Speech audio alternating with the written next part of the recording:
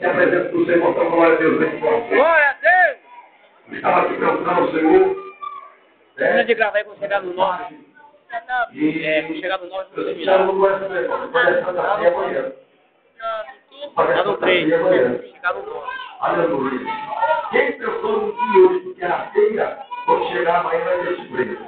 Aleluia. Entendeu o mistério? Entendeu como que é o mistério? Como ele faz surpresa. Bem, eu vou poder essa fazer amanhã, mas antes de falar sobre a célula da palavra, vamos recolher os dízimos e as ofertas, para o teu santo da casa do nosso Deus. Vamos do Senhor Jesus, enquanto a comida dela valor mais unido, depois nós vamos ouvir aqui a poderosa palavra de Deus. Alguém está aqui agora até caiu aqui no livro de Ageu, capítulo 2, verso 9. Minha é a prata, meu é o ouro, diz o Senhor dos Exércitos. Então, a riqueza pertence ao Senhor. Muitas vezes, quando o pastor começa a falar de dízimo, começa a falar de oferta, tem irmãos que não gostam. Parece até que está falando de alguma coisa que não está escrito na Bíblia. A palavra do Senhor nos esclarece dizendo que Ele é o dono do ouro e ele é o dono da prata.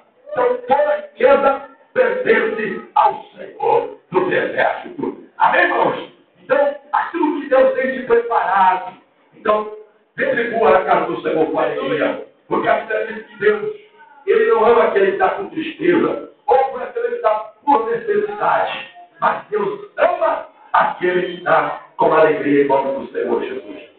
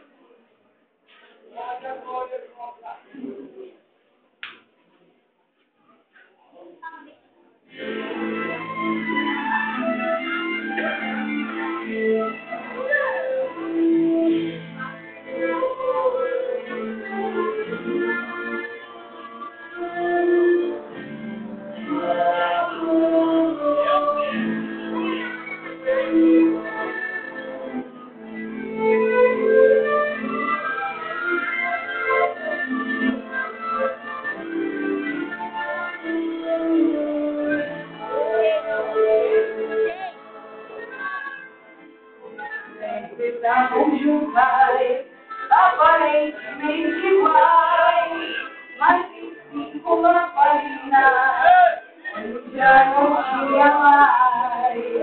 Quando elas me leram, enfrentaram foram procurar, mas a gente não se interessa, nem que dá contigo buscar.